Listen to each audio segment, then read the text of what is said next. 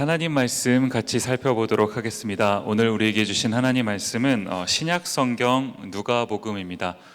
누가복음 15장 11절부터 24절까지 말씀 저와 여러분이 같이 살펴봤으면 좋겠습니다. 누가복음 15장 11절부터 24절까지 말씀, 성경책을 찾으셨으면 좋겠어요. 핸드폰도 좋고 종이로 된 성경책도 좋고 다 좋습니다. 누가복음 15장 11절부터 24절까지 우리 내용이 조금 많지만 여러분이 한 절씩 이제 또박또박 한번 읽어봤으면 좋겠습니다. 우리 한 절씩 교독하도록 하겠습니다. 제가 먼저 읽습니다. 또 이르시되 어떤 사람에게 두 아들이 있는데 그 둘째가 아버지에게 말하되 아버지여 재산 중에서 내게 돌아올 분깃을 내게 주소서 하는지라. 아버지가 그 살림을 각각 나누어 주었더니 그 후 며칠이 안 되어 둘째 아들이 재물을 다 모아가지고 먼 나라에 가 거기서 허랑방탕하여 그 재산을 낭비하더니 다 없앤 후 그 나라에 크게 흉년이 들어 그가 비로소 궁핍한지라. 가서 그 나라 백성 중 한 사람에게 붙여 사니 그가 그를 들로 보내어 돼지를 치게 하였는데 그가 돼지 먹는 주업 열매로 배를 채우고자 하되 주는 자가 없는지라. 이에 스스로 돌이켜 이르되 내 아버지에게는 양식이 풍족한 품꾼이 얼마나 많은가. 나는 여기서 줄여 죽는구나. 내가 일어나 아버지께 가서 이르기를 내가 아버지께 죄를 지었사오니 지금부터는 아버지의 아들이라 일컬음을 감당하지 못하겠나이다. 나를 품꾼의 하나로 보소서 하리라 하고 이에 일어나서 아버지께로 돌아가니라.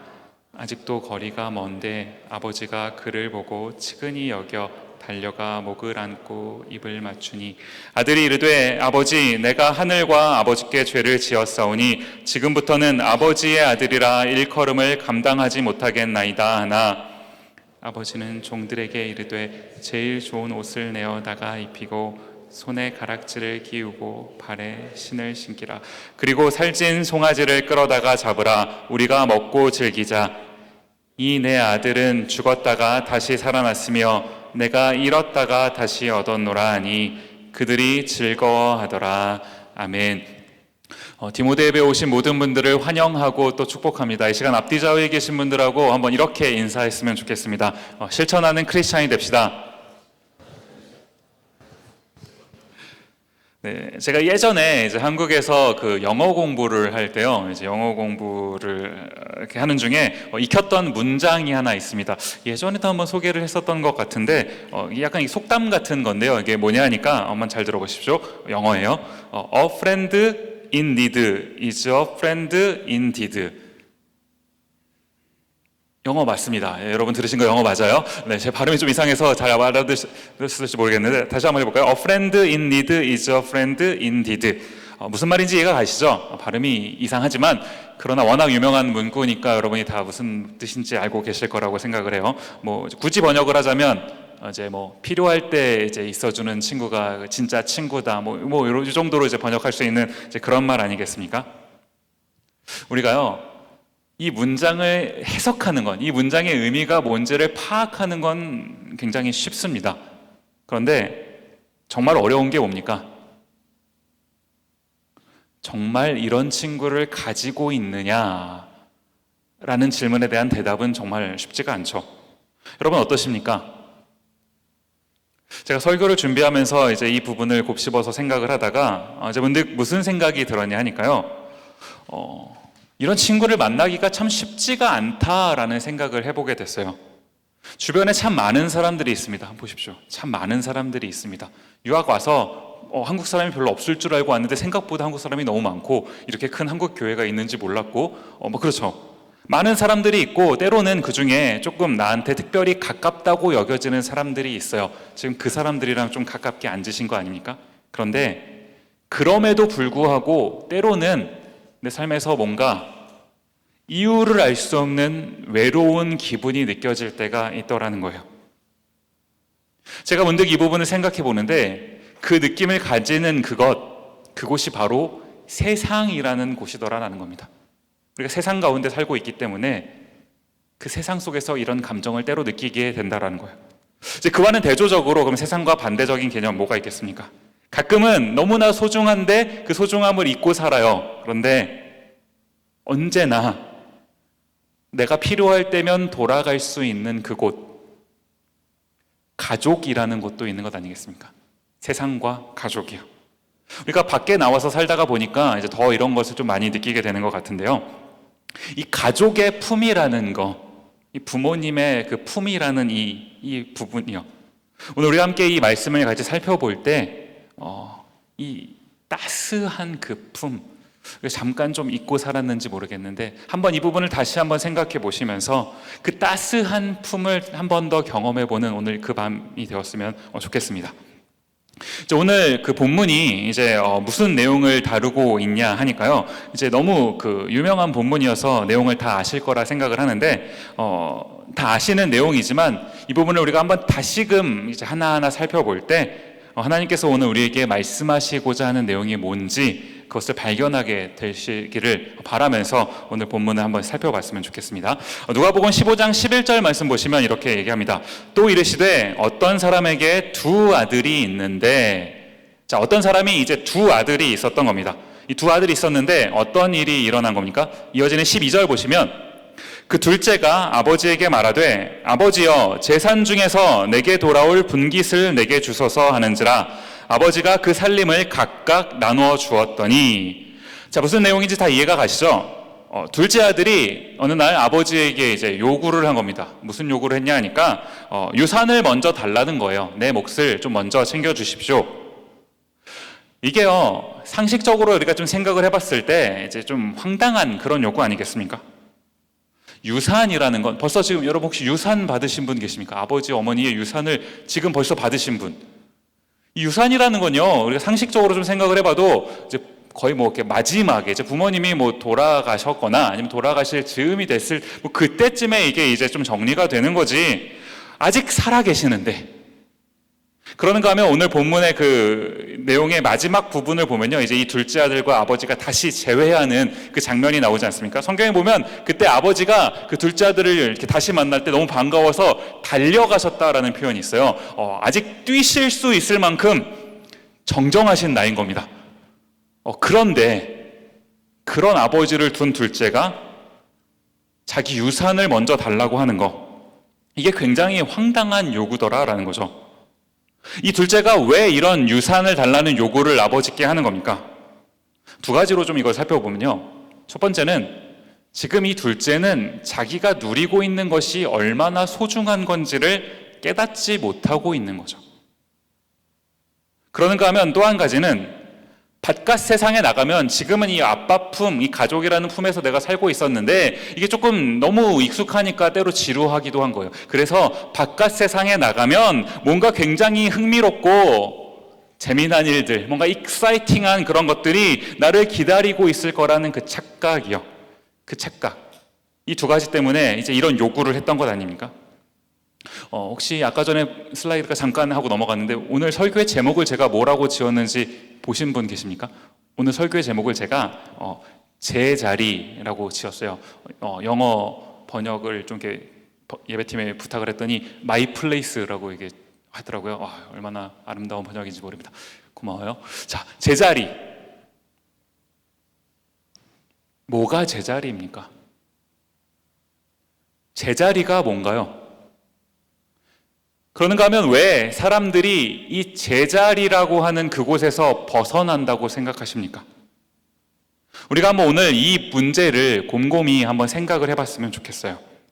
여러분에게 질문을 드리고 싶은 겁니다. 여러분은 지금 어떤 자리에 있으십니까? 제자리에 있으신가요? 아니면 그 제자리를 벗어나서 무언가 다른 것을 향해 이렇게 기울어져 있는, 무언가 다른 어떤 것을 추구하는 그런 삶을 살고 계십니까? 물고기가 이제 물속에 살지 않습니까? 물고기가 물속에 사는데 때로는 궁금할 수 있어요. 이 물 바깥 세상은 어떠할까? 그런 고민할 수 있는 것 아니겠습니까? 그런데 그 마음이 너무너무 강해져서 물 바깥으로 튀어오르면요, 어떻게 됩니까? 잠시는 굉장히 황홀하겠죠. 물 바깥 세상을 내가 직접 이렇게 봤으니까요. 흥미롭고 처음 보는 세상이니까 얼마나 재밌습니까? 그런데 그렇다고 해서 계속 그 물 바깥에 있으면 어떻게 되겠습니까? 너무나 간단한 대답이죠. 죽습니다. 물고기가 살 길은요, 어떻게 돼요? 다시금 물로 돌아가야죠. 그거밖에 살 수 있는 길이 없다라는 겁니다. 오늘 본문에 등장하는 이 둘째 아들은요, 가족의 품이라는 게 얼마나 소중한지를 망각하고 살고 있었다라는 거예요. 그래서 그 가족의 품의 소중함을 잊은 채 뭔가 이것을 벗어나서 세상에 가면 뭔가 더 다른 흥미로운 재미난 무언가가 있을 거다, 그런 세상이 나를 기다릴 거다라는 착각 속에 살고 있다가 그 결단을 하고 나가게 됐다라는 거예요. 근데 오늘 본문에서 제가 오늘 본문을 이렇게 묵상하면서 무언가 저를 조금 이렇게 당혹스럽게 하는 그 부분이 뭐냐 하니까요, 이 아버지요, 둘째 아들은 그렇다 치고 이 아버지는 지금 이 자기의 둘째 아들이 이런 황당한 요청을 하는데 그 아들이 그 돈 갖고 나가면 어떤 인생을 살지 몰랐을까요? 정말 모르셨을까요? 저는 분명히 알고 계셨을 거라고 생각을 해요. 나중에 기다리시는 걸 봐도 충분히 그런 거 우리가 생각해 볼 수 있지 않습니까? 그런데 그럼에도 불구하고 그 둘째 아들의 황당한 요청을 들어주시더라라는 거예요. 왜 그렇습니까? 안 주시고 너 무슨 헛소리를 하는 거야, 시끄러! 하고 그걸 강압적으로 막으셨다면 일시적으로 그 아들의 어떤 그 마음을 막았을 수는 있겠죠. 그러나 그 떠나가 있는 마음, 내가 육신은 아버지와 함께 있지만 내 마음은 이미 저기로 가 있는데 그 마음은 어떻게 할 수 없지 않았겠습니까? 이 아버지의 마음이 어떤 마음인지 혹시 이해하실 수 있나요? 너무나 가슴이 아프실 거예요. 내 사랑하는 아들이 안전한 품이 지금 여기 있는데 나와 함께 사는 것이 가장 행복한 삶인 것인 분명한데 그것을 버리고 다른 곳을 가서 다른 곳을 향해 마음이 기울어져 있는 그 모습이요, 그것을 지금 눈앞에서 보고 있는 아버지의 마음, 지금 마음이 무너져 내리시는 것 아니겠습니까? 그러나 그럼에도 불구하고 한번 네가 가서 직접 한번 경험해보고 한번 인생의 바닥을 한번 쳐보고 느끼고 깨닫고 그리고 돌아오면 내가 너를 맞아줄 것이다. 돌아오면 내가 너를 맞아주겠다. 내가 너를 기다리고 있겠다. 라고 이 준비를 하고 계시는 이 아버지의 마음이에요. 이 둘째 아들은 아버지의 이런 마음을 전혀 깨닫지 못한 채 유산을 받아서 이제 떠나게 됩니다. 13절 말씀 보시면 이렇게 기록해요.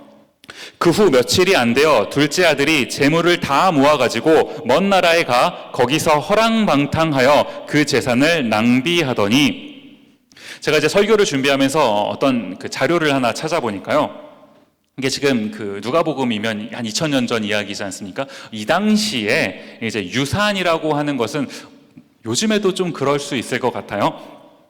이 당시에 유산이라고 하는 것은 대부분 이제 부동산으로 이루어졌을 가능성이 크다라고 얘기해요. 뭐 어떤 땅이라든지 뭐 이런 건물이라든지 이런 부동산, 움직이지 않는 거, 혹은 동산이 뭔지는 알고 계시죠? 움직이지 않는 거가 움직이는 것인 동산이라고 할지라도 뭐 가축이나 뭐 이 정도가 되는, 이제 이게 유산이었을 거다라고 얘기합니다.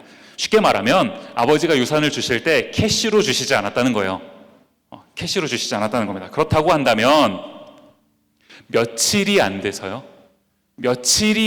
재물을 다 모아가지고 먼 나라에 갔다라고 했을 때 이 아들이 유산으로 받은 그것들을 그 며칠이 안 되는 짧은 시간 내에 캐싱을 했다라는 거죠. 현금화했다라는 것 아니겠습니까? 아마도 그랬을 경우에 이것을 헐값으로 처분하지 않았을까? 빨리 돈을 만들어야 이거 들고 다른 나라로 가니까요. 왜 가끔씩 유학생활 하다가 이렇게, 아니면 미국에서 이민생활 하시다가 한국 돌아가시면서 차를 파시는 분들 있잖아요. 적절하게 파시는 분들도 있지만 가끔 급하게 팔면은 이제 빨리 파는 그곳에 맡기는 경우가 있지 않습니까? 그러면 조금 값을 아무래도 덜 받게 되죠. 마치 비슷한 거라고 생각을 하시면 돼요. 아마 아들이 헐값에 이 유산을 처분하지 않았을까라고 해석하는 어떤 자료를 봤는데 충분히 그럴 수 있겠다라는 생각이 들더라는 거예요. 빨리 그 먼 나라가 어딘지 모르겠지만 그 나라로 가고 싶은 마음에 아버지가 평생에 걸쳐서 모아오신 그 재산이요, 그것을 며칠이 안 되어 헐값에 처분하고 나가버리는 이 아들이요. 그런데 그렇게 나가서 이 아들이 어떻게 된 겁니까? 13절 맨 마지막에 보시면 그 재산을 낭비하더니 14절에도 보시면 이런 표현이 있습니다. 다 없앤 후 그 나라에 크게 흉년이 들어 그가 비로소 궁핍한지라. 맨 마지막에 보시면 궁핍한지라. 모르겠어요. 이 아들이 아버지께 받은 그 유산이 얼마였는지 정확하게 알 길은 없지만 아버지께 받은 그 유산을 다 날려버렸다는 겁니다. 뭘 했을까요? 그 돈을 가지고 뭘 했겠어요? 여러분 같으면 뭐 하시겠습니까? 아버지가 재산을 주신다면요? 뭐 하시겠어요? 그것을 가지고 사업을 했다가 지금 이 아들이 실패를 한 겁니까? 주식을 한 걸까요? 제가 언젠가 그 인터넷에 보니까 요새는 한국에서 조물주 위에 건물주가 있다고, 건물주들이 나는 나중에 커서 건물주가 될 거야, 애들 장래희망 이러더라고요. 건물 임대업을 해서 좀 뭔가 살아보려고 하다가 폭삭 망한 겁니까? 뭔가 이 둘째 아들이 아버지가 주신 돈을 가지고 열심히 살아보려고 노력을 하다가 그러다가 실패를 했다면 그래도 조금 이렇게 측은지심이 들 것도 같아요. 그런데 이 둘째가 아버지의 유산을 받아서 한 일 뭡니까? 30절 말씀을 보시면 아버지의 살림을 창녀들과 함께 삼켜버린 이 아들이 돌아오매 이를 위하여 살찐 송아지를 잡으셨나이다. 지금 이 첫째 아들이 한 얘기죠. 둘째 아들이 뭘 했다고요? 아버지의 재산을 가지고, 둘째가 쓴 돈은 사실은 아버지의 돈입니다. 주시지 않아도 됐을 돈이에요. 아버지가 굳이 주실 이유가 없는 돈입니다. 그런데 아버지가 그렇게 주신 그 돈을 조금, 그 돈이라는 단어를 우리가 조금만 바꿔보면요, 아버지가 주신 그 은혜를 자기 자신만을 위해서 쓰다가 망해버렸다라는 것 아니겠습니까? 그런데 오늘 성경이 이 둘째가 망했다라는 이 부분을 기록하면서 슬쩍 하나를 쓱 집어넣은 그런 구절이 있더라고요. 우리 14절 말씀을 다시 한번 보시면요, 다 없앤 후 그 나라에 크게 흉년이 들어 그가 비로소 궁핍한지라. 중간에 보시면 그 나라에 크게 흉년이 들어라는 이 말이에요. 다 없앤 거, 아버지의 유산을 받아서 그것을 허랑방탕하게 써서 다 없앤 건 둘째의 잘못입니다. 명백한 둘째의 잘못이죠. 그러나 흉년이 든 건 둘째의 잘못입니까? 이건 아니잖아요. 흉년이 든 건 둘째가 어떻게 할 수가 없었어요. 그런데 왜 하필 그 타이밍에 그 나라에 크게 흉년이 들었습니까? 이게 설상가상 이런 겁니까? 머피의 법칙 이런 건가요? 제가 오늘 설교를 준비하면서 본문을 묵상하다가 문득 무슨 생각이 들었냐 하니까, 이 흉년이 들었다라는 이거는요, 완전히 희망이 없는, 완전히 희망을 잃어버린 그런 상태를 말하는 거거든요. 만약에 풍년이 들었다라면 내가 가진 돈이 다 떨어졌었더라도 나가서 하다못해 막노동이라도 하면서 먹고는 살았을 거예요. 그런데 크게 흉년이 드니까 할 일마저 없어졌던 것 아닙니까? 완전한 그 희망이 완전히 사라져버린 그런 상태예요. 제가 희망이 완전히 사라져버린 상태라고 지금 말씀을 드렸는데, 정말로 희망이 완전히 사라져버린 상태입니까? 정말로 그렇습니까? 오히려 흉년이 들었기 때문에, 큰 흉년이 들었기 때문에 진짜로 희망을 품을 수 있었던 것 아닌가요? 진짜 희망이 뭔데요? 아버지께로 돌아가는 거예요. 하나님이 왜 우리에게 고난을 주신다고 생각하십니까? 지금 여기서 이제 유학생활 하시면서 일하시면서 사시는 분들 힘겹게 살고 계시는데, 여러분의 삶 속에 가끔 고난이 찾아오고 절망이 찾아오죠. 가끔 찾아오면 다행이죠. 우리가 그런 일들을 자주 접하게 되는데, 가끔씩 이런 거 생각하시는 분들 있죠. 왜 나는 하는 일마다 안 되는가? 다른 사람들은 이 정도는 아닌 것 같은데 왜 내 인생은 이 정도로 이 지경이 되는 거지? 왜 우리 삶 속에 고난이 찾아오는 겁니까? 우리가, 여러분이요, 이 한 가지 말씀을 꼭 기억하셨으면 좋겠는데요, 예레미야 29장 11절 말씀입니다. 여호와의 말씀이니라 너희를 향한 나의 생각을 내가 아나니 평안이요 재앙이 아니니라 너희에게 미래와 희망을 주는 것이니라. 하나님이 때로 우리 인생 가운데 왜 고난과 역경, 어떤 절망을 허락하신다고요? 진짜 희망을 품게 하시기 위해서요. 우리가 가짜 희망 속에서 허우적거리고 있다면 진짜 희망으로 갈 수가 없거든요. 하나님이 때로 완전히 희망을 사라지게 만들어 주셔야, 그래야 우리가 돌이켜서 진짜 희망으로 갈 수 있다고요. 여러분이 이 사실을 꼭 기억하셨으면 좋겠습니다. 하나님이 여러분을 버리신 게 아니에요. 우리를 버리신 게 아닙니다. 우리를 진짜 사랑하시는 거죠. 하나님이 우리를 진짜 사랑하시기 때문에 저와 여러분을 절대로 포기하지 않으십니다. 포기하실 거였다면 진작에 하셨어요. 포기하지 않으세요. 그 하나님의 그 사랑을 여러분이 꼭 신뢰하셨으면 좋겠습니다. 이 둘째 아들이요, 이제 이렇게 인생의 바닥을 치고 나니까 어떻게 된 겁니까? 누가복음 15장 17절로 돌아가서 보시면, 이에 스스로 돌이켜 이르되 내 아버지에게는 양식이 풍족한 품꾼이 얼마나 많은가, 나는 여기서 줄여 죽는구나. 지금 여기 보시면 이에 스스로 돌이켜 이렇게 하고 있는데, 스스로 돌이켰다는 게 뭐예요? 깨달았다는 것 아닙니까? 뭔가 잘못됐구나, 내가 무언가 잘못했구나 라는 그 사실을 깨달았다고요. 이게 뭡니까? 우리 지난주에 살펴봤었던 거죠. 내가 잘못했다라는 것을 깨닫는 것은 뭐라고요? 후회입니다. 후회. 여기까지만 하면 후회예요. 내가 잘못했구나. 여기까지만 하면 후회라고요. 그러면 회개는 뭡니까? 조금 더 내려가셔서 20절 말씀 보시면, 이에 일어나서 아버지께로 돌아가니라. 아직도 거리가 먼데 아버지가 그를 보고 측은히 여겨 달려가 목을 안고 입을 맞추니. 제가 뭘 강조해서 말씀드리고 싶은지 아시겠죠? 이에 일어나서 아버지께로 돌아가니라. 이게 회개인 겁니다. 일어나서 돌아가는 거, 그게 회개라고요. 둘째 아들이 왜 아버지께로 돌아가기로 결심했습니까? 아버지가, 내가 돌아가기만 하면 우리 아버지가 나를 받아주실 거다라는 그 믿음이 있었으니까 결단하고 돌아간 건가요? 아니요. 아닙니다. 둘째 아들은 자신이 돌아가면 여전히 아들로서 그 대접을 받을 것이다 라는 기대감이 없었다고요.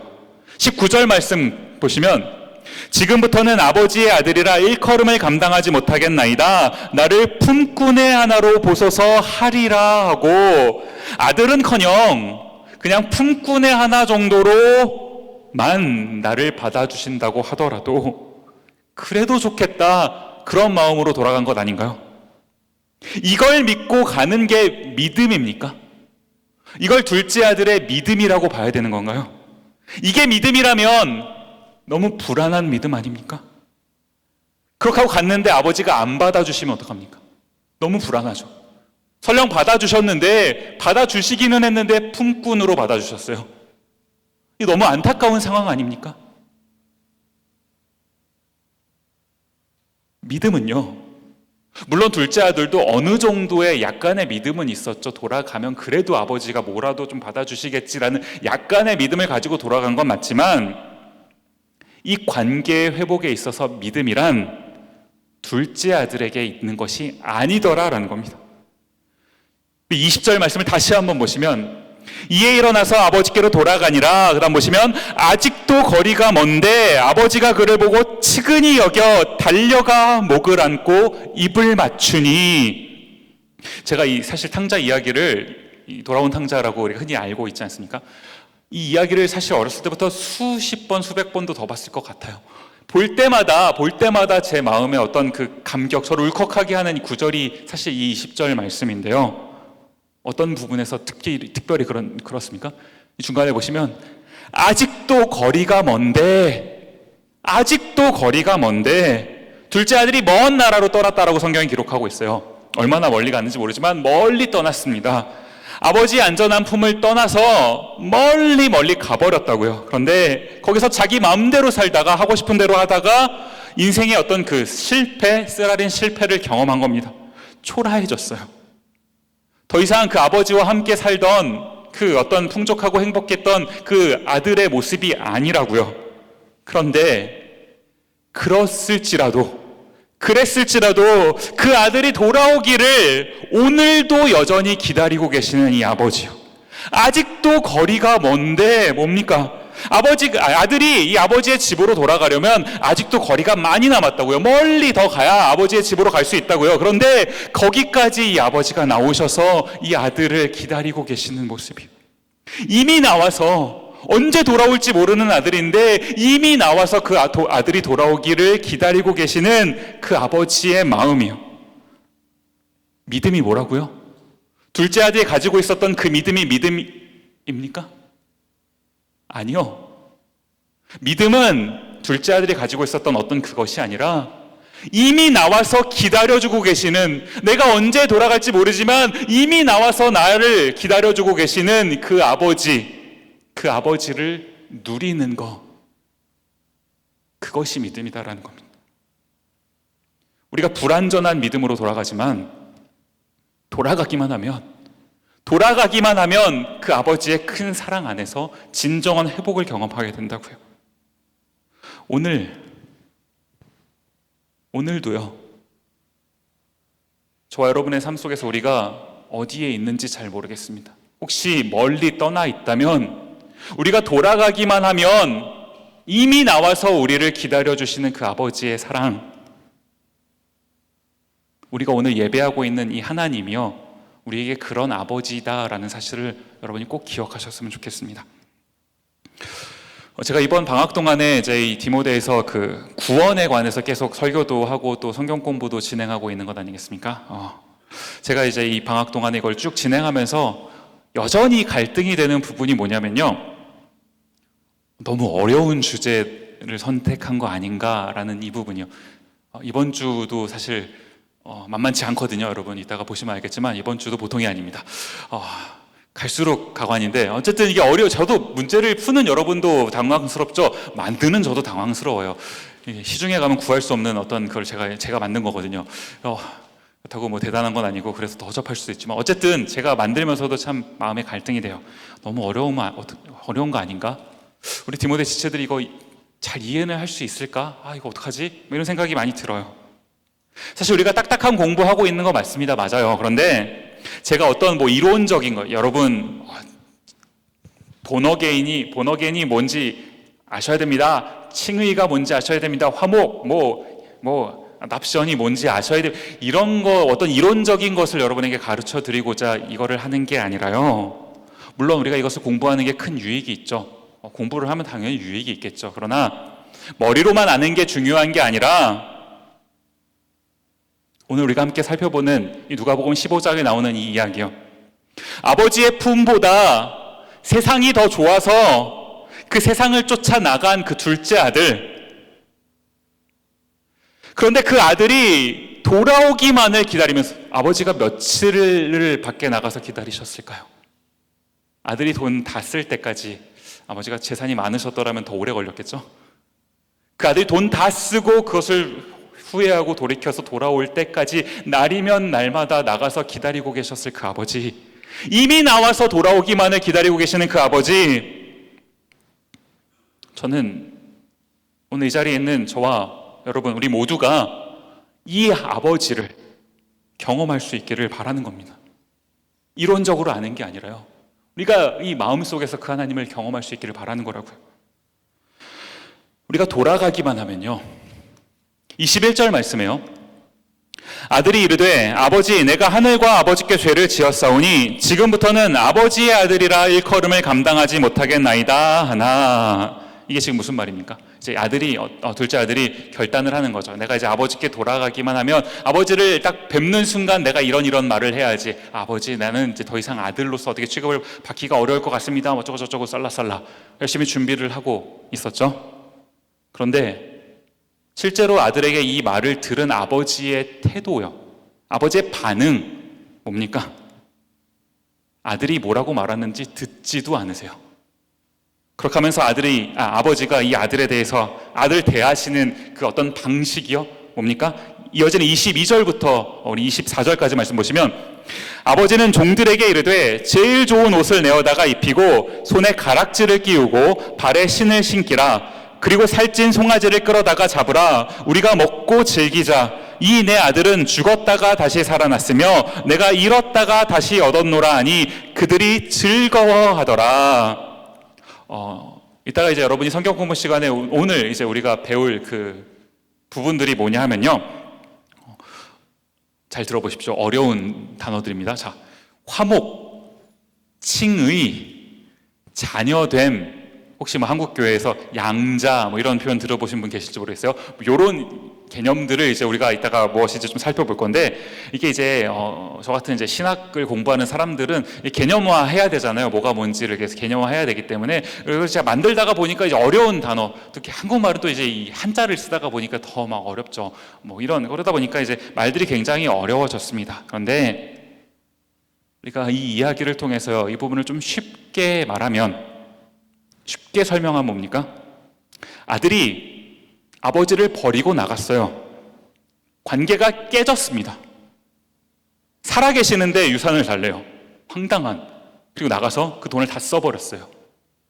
화목했던 가정이 깨져버린 것 아닙니까? 그런데 아버지의 그 끝없는 사랑으로요, 아들을 다시 품어주셨다고요. 23절 말씀 보시면, 그리고 살찐 송아지를 끌어다가 잡으라, 우리가 먹고 즐기자. 지금 이 집안에 즐거움이 있었습니까? 둘째 아들이 그렇게 하고 나가버렸는데 이 집안에 즐거움이 있었을까요? 그 즐거움이 완전히 깨져버린 상태. 그런데 아들이 돌아왔을 때 어떻게 했다고요? 우리가 살찐 송아지를 잡아다가 먹고 즐기자. 이 즐거움, 관계 회복 아닙니까?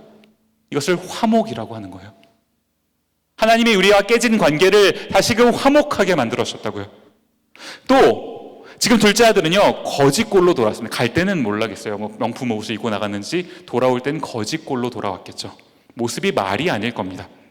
그런데 이 아버지가요, 그 둘째 아들이 돌아오자마자 하신 일, 그 더러운 옷을 다 벗겨버리고, 22절 말씀이요, 아버지는 종들에게 이르되 제일 좋은 옷을 내어다가 입히고 손에 가락지를 끼우고 발에 신을 신기라. 지금 이 둘째 아들은요, 이런 옷을 입을 자격이 없습니다. 아버지의 재산 다 날려버리고 지금 망해버리고 돌아와서는 뭐 무슨 면목으로 이런 자격, 이런 대우를 받겠습니까? 그런데 그런 자격 없는 아들에게 새 옷을 지어다가 입히시는, 가장 좋은 옷을 입히시는 이 아버지, 뭘 말하는 겁니까? 내가 너를 받아주겠다라는 거예요. 내가 너를 받아주겠다.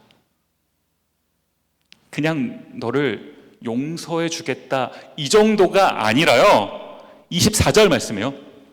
이 내 아들은 죽었다가 다시 살아났으며 내가 잃었다가 다시 얻었노라 하니 그들이 즐거워하더라. 이 24절 시작 부분에 뭐라고 얘기합니까? 이 내 아들은요, 이 내 아들은, 이 둘째 아들은 아버지의 마음에 대못을 박았어요. 대못을 받고 떠난 것 아닙니까? 그렇게 하고 불순종하고 떠나갔지만 회개하고 돌이켜서 돌아왔을 때 어떻게 대하셨다고요? 이 내 아들은 품꾼이 아니에요. 죄인이 아닙니다. 아들이라고요. 이것을 굳이 이제 신학적으로 좀 개념을 설명하면 뭐 칭의, 또 자녀됨, 이렇게 뭐 얘기할 수 있는 것 아니겠습니까? 뭐 이런 개념들 뭔지 이해하는 거 이따 여러분 좀 살펴보시면서, 이런 것도 있구나, 한번 경험해 보십시오. 이런 것도 한번 보는 거 중요하지만, 오늘 우리가 더 깊이 한번 생각해 봤으면 좋겠는 그 한 가지는, 지금 우리가 어디에 있는가라는 부분이에요. 여러분의 삶이 지금 제자리에 있으신가 하는 그 부분이요. 어떠십니까? 제자리에 있으신가요? 제자리에 있다면 우리가 왜 이렇게 불안합니까? 제자리에 있는데 왜 불안해합니까? 제자리에 있는데 왜 관계가 틀어집니까? 그 옛날에 그 초등학교 다닐 때인지 중학교 다닐 때인지 기억이 잘 안 나는데, 그 학교 다닐 때 그 한국에서는 그 콤파스라고 불렀는데, 아시나요? 콤파스? 영어로 뭐라고 하죠? 컴퍼스라고 하나요? 콤파스. 한국에서는 꼭 콤파스라고 한국말로 써 있었어요. 콤파스. 그래서 그 아시죠? 이렇게 한쪽은 뾰족하고 한쪽은 연필 꽂아갖고 이게 원 그리는 거예요. 원 그리는 거. 그 설교를 준비하는데 문득 이게 갑자기 이 개념이 확 떠올랐어요. 이 콤파스가 발음이 꼭 어이고 네 블레스 유. 네, 이 콤파스가 되게 신기한 게 여러분 다 해보셨죠? 중심만 잘 꽂고 있으면 슉 돌리면 이렇게 원이 싹 그려지잖아요. 중심만 우리가 잘 잡고 있으면 흔들리지 않습니다. 우리의 중심이 어디 있느냐? 여러분의 중심이 어디 있으신가요? 우리의 중심이 혹시 제자리를 떠나 있다면 콤파스 돌리다가 가끔씩 꽉 안 누르면 삑사리 날 때 있거든요. 그러면 원이 이렇게 분명히 원이 그려져야 되는데 이렇게 이상하게 되죠. 돌이켜서 돌아와야 됩니다. 중심으로, 제자리로. 그 자리로 우리가 돌아가면 아직도 거리가 먼데 이미 나와서 우리를 기다려주고 계시는 그 하나님이요. 그 하나님이 우리를 기다려주고 계세요. 우리가 제자리로 같이 돌아가 보지 않으시겠습니까? 우리 오늘 설교의 결론을 이 찬양을 함께 고백하는 것으로 내리고 싶은데요. 찬송가 중에 내 주 되신 주를 참 사랑하고 라는 찬송가가 있어요. 이 찬양 우리 함께 고백하기를 원하는데 혹시 2절 가사를 좀 먼저 띄워주시겠습니까? 주 날 사랑하사 구하시려고. 하나님이 우리를 사랑하셨어요. 오늘 본문에 등장하는 이 둘째 아들의 아버지가 둘째 아들을 참 많이 사랑하셨죠. 이 비유의 이야기거든요. 이 육신의 아버지도 이 아들을 사랑하는 마음에 이 정도까지 해주시는데 하늘에 계신 전능하신 아버지라면 어떻게 해주시겠습니까? 하나님 우리를 참 많이 사랑하세요. 하나님이 저와 여러분을 정말 많이 사랑하신다고요. 우리 이 2절 가사를 함께 찬양할 때 하나님의 나를 향한 사랑, 그것이 무엇인지를 한번 깨달아 보았으면 좋겠습니다. 함께 고백하면서 찬양하겠습니다.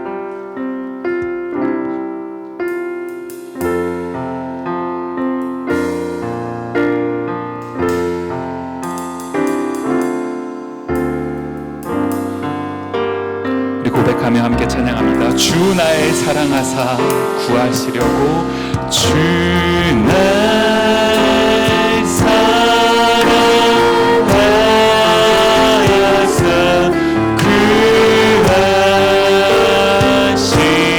구하시려고 저 십자가 고난 당하셨도다. 저 십자가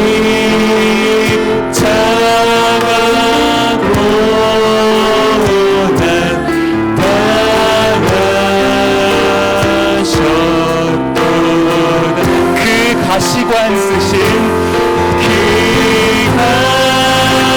가시관 쓰신 내 주를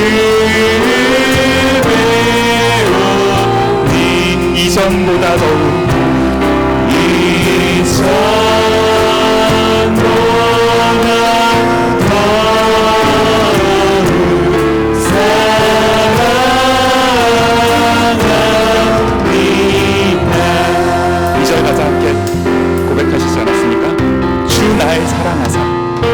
하나님이 나를 사랑하세요. 하나님이 저와 여러분을 사랑하십니다. 사랑하사 어떻게 하셨다고요? 구하시려고. 우리가 그냥 그대로 내버려 두면 우리는 죽음으로 향해 갑니다. 둘째 아들이 그냥 그 먼 나라에서 그냥 그렇게 하고 살았더라면 아버지를 다시 못 만나고 그냥 거기서 죽었을 거예요. 그런데 하나님의 우리를 향한 사랑은 우리를 거기다 내버려 두지 않으시고 그 죽음의 자리에 내버려 두지 않으시고 어떻게 하신다고요?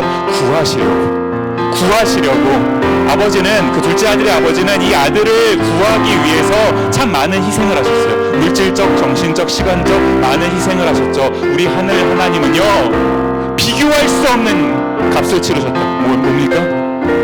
저 십자가 고난. 하나님의 아들이신 예수 그리스도를 이 땅에 보내서 십자가에 달려 죽이시는 그 예수님은 우리가 하나님이라고 성경을 통해서 배워요. 하나님이 스스로의 목숨도 내어주신 겁니다. 누구를 위해서요? 저와 여러분을 위해서. 그 값을 치르시고 우리를 사랑하셨다고. 그런 값을 주시고 우리를 사랑하셨다고요. 그런 사랑을 받은 우리가 이제 해야 될 거 뭡니까? 이번에는 1절로 한번 고백했으면 좋겠는데요. 이제 우리가 해야 될 우리의 반응이요. 하나님께서 우리에게 요구하시는 거 둘째 아들이 그렇게 하고 돌아왔는데 또 한 번 아버지 다시 남은 유산을 나눠주십시오 이러면 되겠습니까? 이 둘째 아들이 그렇게 하고 돌아왔다면 이제부터 해야 될 일은 아버지를 정말 사랑하는 거, 나를 그렇게 사랑하시는 아버지를 내가 진짜로 사랑하는 거, 그게 참 아들, 참 자녀된 삶의 태도 아닙니까? 이제 우리가 해야 될 일이 뭡니까?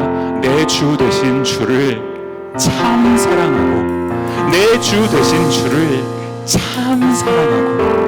이 찬양 함께 고백할 때, 1절 고백할 때 이 고백의 가사가 저와 여러분의 신앙 고백이 되었으면 좋겠습니다. 우리 한번 고백하면서 찬양하도록 하겠습니다.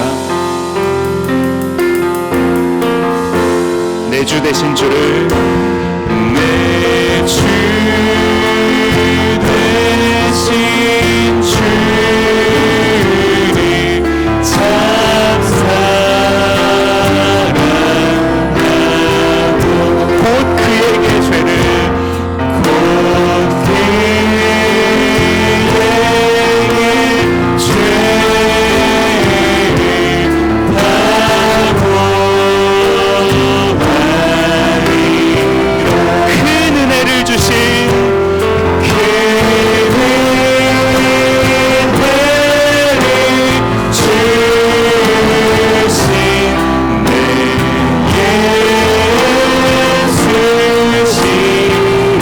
마음을 다해서 이전보다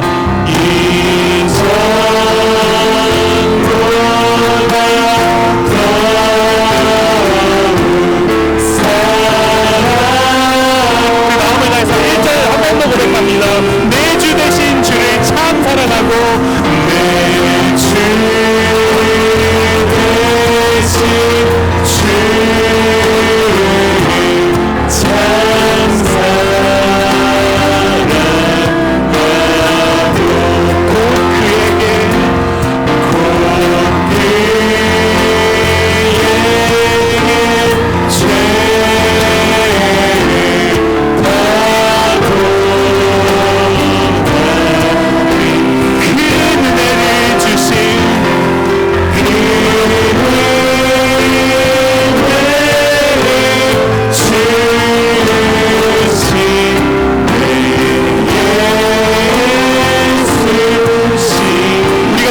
한마디 말이요, 이전보다 더욱,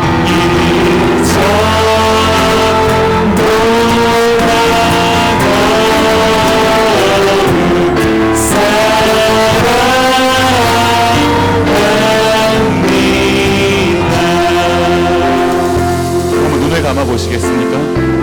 반주를 들으면서 잠시 한번 기도하는 시간을 가졌으면 좋겠어요. 하나님이 여러분을 사랑하십니다. 하나님이 여러분을 사랑하십니다. 그렇게 해서 그 사랑 때문에 여러분이 돌아오기를 바라고 계세요. 혹시 우리가 제 자리를 벗어나서 살고 있다면 우리가 하나님께로 돌아가야 됩니다. 아직도 거리가 먼데 이미 나와서 우리를 기다리고 계시는 그 하나님께 우리가 돌아가야 됩니다. 우리가 돌아가면 하나님이 우리를 받아주실 거예요. 우리와 다시금 화목한 관계를 이루어 주실 것이고, 우리를, 자격 없는 우리를 자격 있다 말해 주실 것이고, 우리를 하나님의 자녀로 삼아 주실 것입니다. 우리가 그 하나님을 기억하면서 그 하나님께로 돌아갔으면 좋겠습니다. 한번 결단하고, 하나님, 제가 제 자리로 돌아가길 원합니다. 하나님께로 돌아가길 원합니다. 혹시 아직 하나님이 누구이신지 그 마음에 확신이 들지 않는 그런 분들 이 자리에 계시다면 한번 이렇게 기도하셨으면 좋겠어요. 하나님, 오늘 본문에 등장했던 그 아버지 같은 그 하나님을 제가 경험하길 원합니다. 하나님, 제가 그 하나님을 경험할 수 있게 도와주옵소서, 도와주십시오. 이렇게 한번 같이 기도했으면 좋겠습니다. 함께 기도하면서 나아가도록 하겠습니다. 아버지 하나님, 아버지 하나님, 우리가 하나님께로 돌아가길 원합니다. 우리를 사랑하시는 그 하나님께로 돌아가길 원합니다. 우리를 품어주시는 그 아버지의 품 안으로 돌아가길 원합니다. 주님의 품보다 세상이 더 좋아서 하나님 그 세상의 달콤한 유혹에 빠져서 그것을 향해 달려갔던 우리의 모습들을 주님 회개하고 그 시간 돌이켜 일어나 아버지께로 돌아가길 원합니다. 아버지 하나님, 우리를 맞아주옵소서. 아직도 거리가 먼데 그러나 이미 나와서 우리를 기다려주시는 그 아버지의 사랑을 경험할 수 있게 하여 주시옵소서. 지금 이 자리에 나와서 하나님이 예배하는 주님의 딸들 아들들 기억하여 주시고 그 하나님을 경험할 수 있도록 그 하나님을 만날 수 있도록 주여 은혜를 더하여 주옵소서. 아버지 하나님, 우리가 하나님께로 돌아올 때 아버지 안에서 참된 즐거움이 회복될 수 있게 하시고 아버지 하나님 앞에서 우리가 자녀됨을 다시 한번 회복할 수 있는 아버지 하나님 그런 일들이 일어날 수 있게 하여 주시옵소서. 아버지 하나님, 우리를 돌이켜 주옵소서. 하나님께로 돌아갈 수 있도록 돌이켜 주옵소서. 은혜를 더하여 주시옵소서. 주님을 구합니다.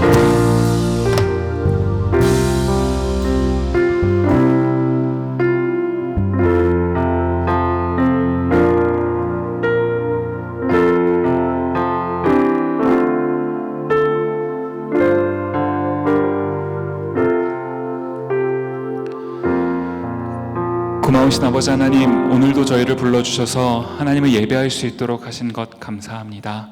하나님, 오늘도 우리가 제 자리로 돌아가기를 원하시는 하나님의 초청이 있었기에 오늘 우리가 이 자리에 와서 하나님을 예배할 수 있었던 것임을 고백하며 나갑니다. 아버지 하나님, 우리가 하나님께로 돌아가게 없어서 둘째 아들처럼 아버지의 품보다 다른 어떤 것이 더 좋아서 그것을 향해 달려나갔던 우리의 모습들이 있었습니다. 주님의 품을 떠나보니 그것이 얼마나 끔찍한 상황인지를 알게 되는 것 같습니다. 주님의 품으로 돌아가서 주님 품 안에서 참된 안식과 참된 즐거움, 하나님의 자녀됨이 얼마나 큰 행복인지를 다시금 깨닫는 저희가 될 수 있게 없어서 하나님, 이제 우리가 할 일 이전보다 더욱 주님을 사랑하는 삶, 그렇게 살아갈 수 있도록 주여 큰 은혜를 더하여 주옵소서. 감사드리옵고 예수님 이름으로 기도드립니다. 아멘.